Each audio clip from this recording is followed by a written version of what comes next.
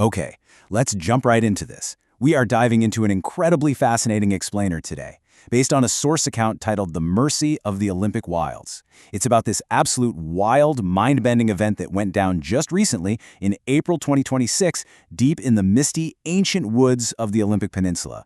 We're going to step right into those damp shadows and figure out exactly what happened on that fateful afternoon. Now, the source text hits us with this incredible quote right off the bat. The line between myth and reality isn't just thin, it's non-existent. And honestly, that perfectly sets the stage here. When you're out in those dense, ancient woods, you really have to leave your preconceived notions at the door. You have to prepare for the impossible, because out there, the line just vanishes. And it sets up this brilliant contrast. On one hand, you've got the safe, sterile world of academic science, right? Where experts sit around reading peer-reviewed papers, debating if the Zonawaka or the Sasquatch is even real. But then, on the other hand, you have the actual, secretive, moss-draped reality of the Hoh River and Elk Mountain. Out there, the environment holds ancient secrets that literally couldn't care less about scientific consensus. And that is the untamed, mysterious reality where our guy, Craig Martin, was hiking. Which brings us to our first main section, A Cry for Help, the Discovery. Let's look at how a quiet, normal afternoon navigating the backwoods near Quilcene turned into a completely unprecedented rescue mission. So, Craig is out there, and suddenly the absolute silence of the forest is just shattered. And the source specifically notes this wasn't like a cougar's scream or an owl hoot.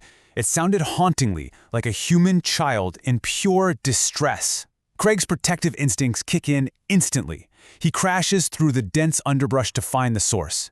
But then, he stops dead in his tracks. He finds this creature, completely trapped, wedged tight in the V-shaped crotch where a massive branch meets a tree trunk. What he's staring at is a young Sasquatch.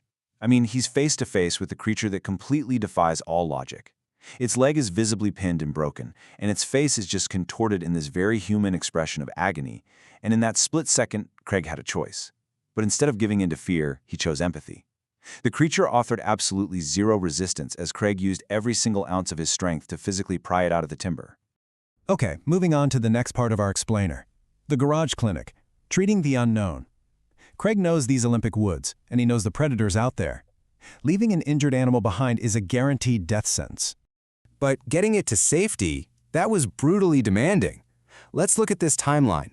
Craig actually hoists this heavy, wounded wild animal right over his shoulder, and then he endures a totally grueling 5-mile trek back through the hilly backwoods. Adrenaline was basically the only thing masking the immense physical toll of miles of uneven terrain. He finally makes it back to his home, brings the young Sasquatch right into his garage, and lays it down on an old couch. Now he has to play doctor. And I love this makeshift inventory of clinic supplies from the account. He grabs scraps of wood and torn old sheets from his workbench to fashion a splint and stabilize that broken leg. And then, and this is just a wonderfully human detail, to try and bridge this insane gap between two totally different worlds, he offers this terrified creature a plastic cup of water and some leftover fried chicken. Amazingly, the creature actually accepts the food and water, and that's when a profound internal shift happens. Craig looks directly into its eyes, and he sees an unmistakable, conscious intelligence looking right back at him. It was like a silent thank you. It was this incredible moment of deep cross-species connection, where the entire barrier between human and legend just vanished. But of course, the story doesn't end there. Next section, the giant parents return, a tense reunion. Just as things are starting to settle down, the light coming into the garage suddenly dims, and the atmosphere instantly changes. 10 feet. I want you to really think about that scale for a second. 10 feet. Craig turns around to find his garage exit totally blocked by two towering silhouettes. The massive male takes a heavy step toward Craig, letting out this low, rumbling growl. And right beside him is a female, slightly smaller, but honestly no less imposing. The parents had tracked them down to reclaim their child. So the young one on the couch starts making these strange vocalizations to its massive parents. And as this happens, Craig experiences a completely bewildering phenomenon, a thought message. He wasn't hearing a voice with his ears. It was this bizarre sensation of communication just blooming directly in his mind as a feeling or an idea. Through this weird telepathic-like link, he instantly understands that these are the parents, and he can literally feel their deep distress. Talk about an intense standoff, right? To de-escalate, Craig instantly steps back and adopts a passive, non-threatening stance to show, hey, I mean absolutely no harm. The mother moves in and gently scoops her injured baby off the couch.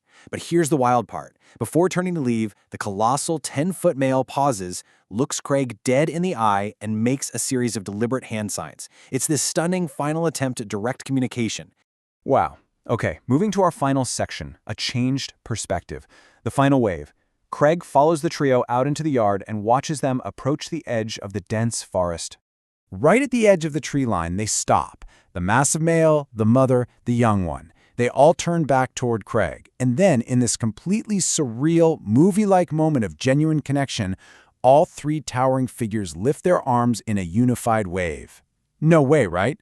Craig waves back, just standing there in absolute awe until the deep, heavy shadows of the Olympic forest swallow the family whole. Standing there alone in his yard, Craig knows full well that literally no one is ever going to believe this story. But you know what? He realized he totally didn't care. He helped a living creature indeed and discovered that the forest really is a unique, hidden world of its own. As the source text beautifully puts it, he realized every day was a gift, and that idea had never seemed quite so profound as it did today. This entire story is just such a powerful reminder that sometimes the greatest mysteries on Earth offer the most profound lessons in empathy. It totally challenges our primal instincts when we are confronted with the absolute unknown. So as we wrap up this explainer, I want to leave you with this thought to ponder. If you were suddenly faced with the impossible, would you choose fear or would you extend a helping hand? Thank you so much for joining me today. Keep seeking out the unknown, keep learning, and I'll see you in the next explainer.